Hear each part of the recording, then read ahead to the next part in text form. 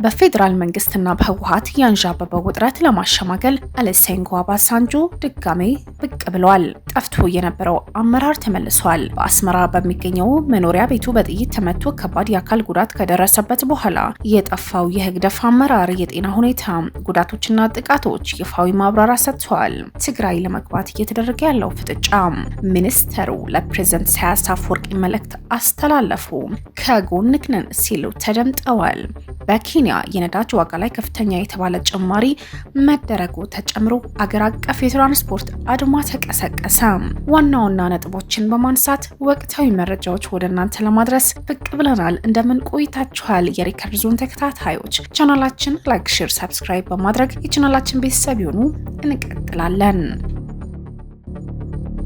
ፕሪቶሪያ ሲነሳ የቀድሞው የናይጄሪያ ፕሬዝዳንት ኦሉሴጉን ኦባሳንጆ ስማቸው አብሮ ይነሳል። ኦባሳንጆ ለአፍሪካ ቀንድ ሰላም እንዲሰሩ በድጋሚም ተሹመዋል። የቀድሞው የናይጄሪያ ፕሬዝዳንት ኦሉሴጉን ኦባሳንጆ ሰሞኑን የተሰጣቸው ሹመት የአፍሪካ ህብረት ኮሚሽን ለአፍሪካ ቀንድ ሰላምና መረጋጋት የሚያደርገው ጥረት መደገፍ የሚል ነው። በኢትዮጵያ ፌዴራል መንግስት በህወሓት መካከል ያለው ልዩነት ለማጥበብ ድጋሜ ለድርድር የሚቀርቡ ሲሆን የኢትዮጵያ ፖለቲከኞች ችግራቸው በራሳቸው ሊፈቱት ባለመቻላቸው ሶስተኛው አካል የሚፈለግ በት ሁኔታ ተፈጥሯል። ኦባሳንጆ ቀደም ሲል የአፍሪካ ህብረት የአፍሪካ ቀንድ ልዩ መልእክተኛ በመሆን አገልግለዋል። ኃላፊነታቸው ለአፍሪካ ቀንድ ቢሆንም ታዲያም ዋና ስራቸው በሰሜን ኢትዮጵያ የተከሰተውን ግጭት መሸምገል ነበር። የፕሪቶሪያው ግጭት በዘላቂነት የማቆም የሰላም ስምምነት ሲፈረም የአፍሪካ ህብረት በመወከል ዋነኛ አደራዳሪ ሆኖ ሰርተዋል። አሁን የተሾሙት ጊዜም በትግራይ ክልል ካለው ወቅታዊ ሁኔታ ጋር ተቀጣጥሟል።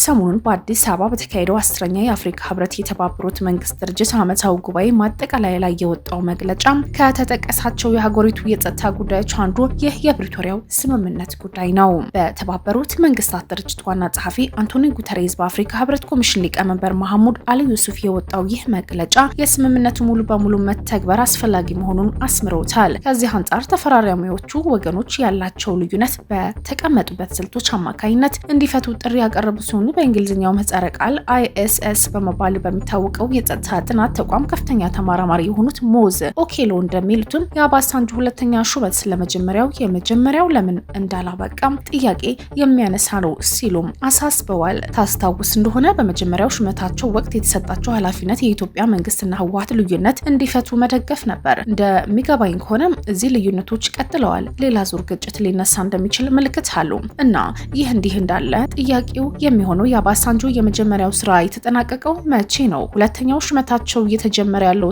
መቼ ነው የሚል ነው። በመጀመሪያው ኃላፊነታቸው ወቅት ያልተጠናቀቀው ስራ በመኖሩ ይህ ደግሞ በመጀመሪያው ኃላፊነታቸው ምን ያህል ውጤታማ ነበሩ፣ በዚህኛው ዙር ኃላፊነታቸው ምን ያህል ውጤታማ ይሆናሉ የሚል ጥያቄም አስነስተዋል።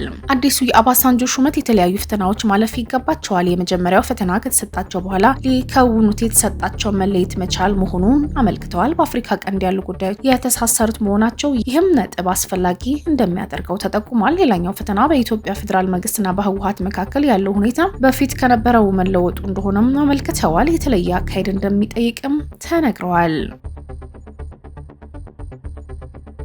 በህግደፍ አገዛዝ የ35ኛው የነጻነት ቀን ክብረ በዓል ቀጣይነት ያለው ጀግንነትና ስኬታማ የሚል ይዘት ያለው ፕሮግራም ተላልፏል። ይህ ፕሮግራም ከተላለፈ በኋላ ብዙ ጥያቄ አስነስተዋል። ይህ ከ2 ቀን በፊት የተላለፈው ዝግጅት በታህሳስ 2018 በአስመራ በሚገኘው መኖሪያ ቤቱ በጥይት ተመቶ ከባድ የሆነ የአካል ጉዳት ከደረሰበት በኋላ የጠፋው የህግደፍ አመራር የጤና ሁኔታ፣ ጉዳቶችና ጥቃቶች ይፋዊ ማብራሪያ ጀነራል ስብሃት ኤፍሬም ቃለ መጠይቅ አድርጓል። ይፋዊ ማብራሪያ ሰጥቷል።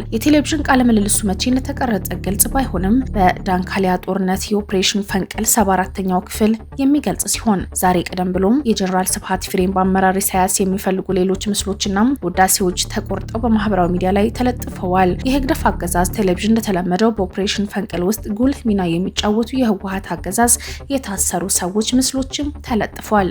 የ35ኛው የኤርትራ ነጻነት ቀን ምክንያት በማድረግ ስርዓቱ ባለፉት 35 ዓመታት በኤርትራ ህዝብ ላይ የፈጸመው የሰብአዊ መብት ጥሰቶች፣ የኢኮኖሚያዊ ውድመት ለማፈን መሰረተ ቢስ ውሸቶች ዘመቻ እያካሄደ ነው የሚል ተቃውሞ የገጠመው ነው። አገዛዙ በኦፕሬሽኑ ትልቅ እጅ የነበራቸው የተባሉ ጴጥሮስ ሰለሞን፣ ቢትወደድ አብርሃ፣ ኡመር ጠዊልን የመሳሰሉ ምስላቸው እንዲጠፋም ተደርጓል። ይህንን ክስተት ብዙ ክርክር አስነስቷል። የኢትዮጵያ ህዝባዊ አብዮታዊ ፓርቲ ጥምረቱ ከምርጫ ራሳቸው አገለሉ፣ ለመወዳደር ሰፊ ቦታ የለም ሲሉ የቆዩት እነዚህ የኢትዮጵያ ህዝባዊ አብዮታዊ ፓርቲ በአዲስ አበባ ከተማ የምርጫ ክልል የሚወዳደሩ እንደ እጩ ለነጻና ፍትሃዊ ምርጫ የሚያስችል ምቹ ሁኔታ ለመኖሩ በመጥቀስ ራሳቸው ከምርጫ አገለዋል። የኢትዮጵያ ህዝባዊ አብዮታዊ ፓርቲና ጥምረቱ ከዚህ ቀደም ታማኝ ነጻና ፍትሃዊ ምርጫን የሚያደናቅፉ ሁኔታዎች ካጋጠሟቸው ከምርጫው እንደሚወጡ ሲያስጠነቅቁ ነበር።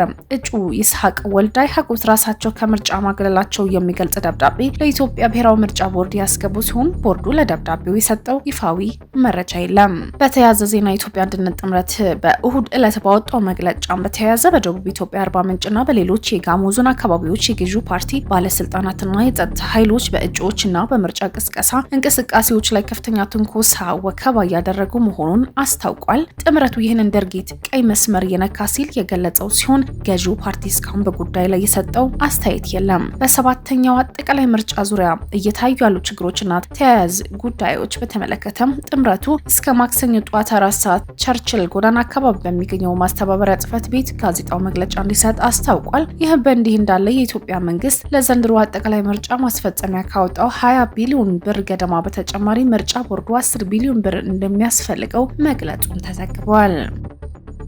በመፈንቅለ መንግስት ከስልጣን ተባሮ አዲስ አበባ የገባው ሚኒስትር ጌታቸው ረዳ አዲስ አበባ ከገባ በኋላ ራሱን በማደራጀት ተመልሰን ትግራይ እንገባለን የሚል መግለጫ እየሰጠ ነው።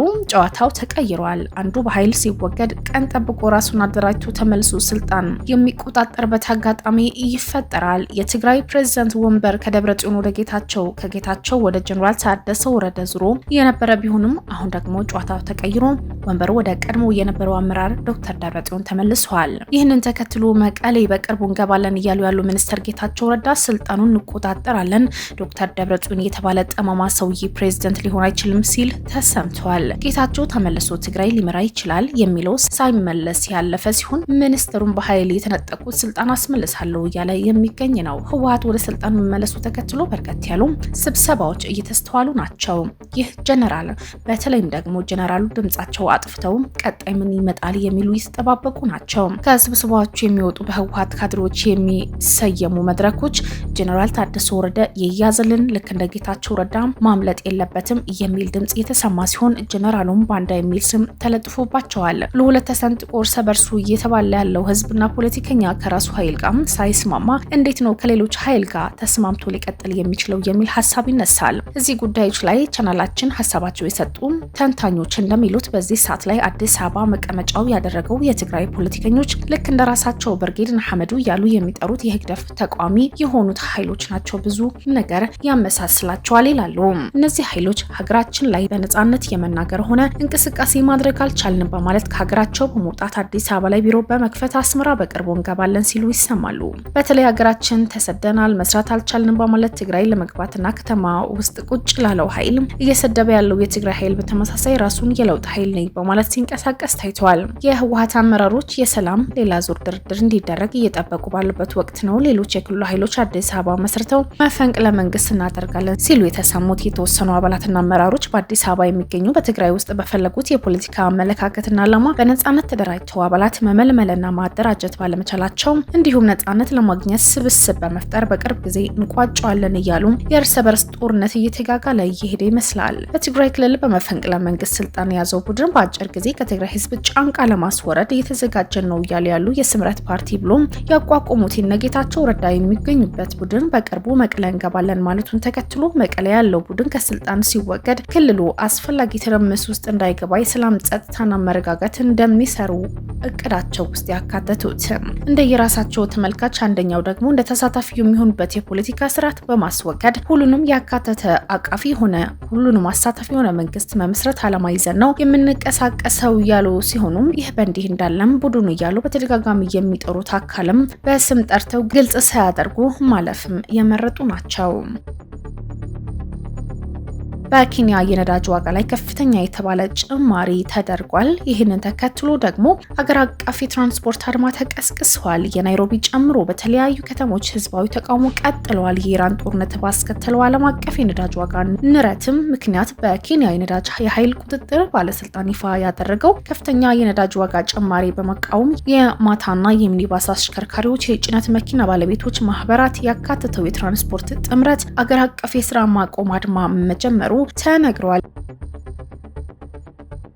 የግብጽ የውጭ ጉዳይ ሚኒስትር ዶክተር በድር አብደላቲ በአስመራ ላይ በሰጡት ልዩ ቃለ ምልልስ ሀገራቸው ኤርትራን በግርግሮች በታመሰው የአፍሪካ ቀንድ ቀጠና ውስጥ ዋነኛ የሰላም የረብሻ አልባነት ምሰሶ አድርጋ እንደምትመለከት በይፋ አስታወቁ። ሚኒስትር ይህንን የገለጹት ከፕሬዝዳንት አብደል ፈታህ አልሲሲ የተላከው የሰላምታ የወንድማማችነትና ደጋፊነት መልእክት ለኤርትራ ፕሬዝዳንት ኢሳያስ አፈወርቂ ለማድረስ አስመልክቶ በተሰጠው ማብራሪያ ላይ ነው። ግብጽ በፕሬዝዳንት ኢሳያስ አፈወርቂ የዲፕሎማሲ ጥበብ ግንኙነት ሚዛናዊ በሆነ መንገድ በመምራትና ውጥረቶች በማርገብ ረገድ ባላቸው ሚና ላይ ከፍ ያለ አድናቆት እንዳላት የውጭ ጉዳይ ሚኒስተሩ ሲገልጹ በሁለቱም ሀገራት መሪዎች መካከል በቀይ ባህርና በአፍሪካ ቀንድ ጉዳዮች ላይ ወጥ የሆነ የጋራ ራዕይ መኖሩ የጠቆሙት ዶክተር በድር ይህ ግንኙነት በውይይት በህዝቦች የኑሮ ደረጃ መሻሻል እንዲሁም በኢኮኖሚያዊና ቴክኖሎጂ ትብብር ላይ ያተኮረ መሆኑን አስረድተዋል። የቀይ ባህርና የኤደን ባህረ ሰላጤ አስተዳዳሪ የሆነ የደህንነት ጥበቃ ጉዳይ በባህሩ ዳርቻ የሚገኙ ሀገራት ብቻ ኃላፊነት መሆኑ ግብጽና ኤርትራ ሙሉ በሙሉ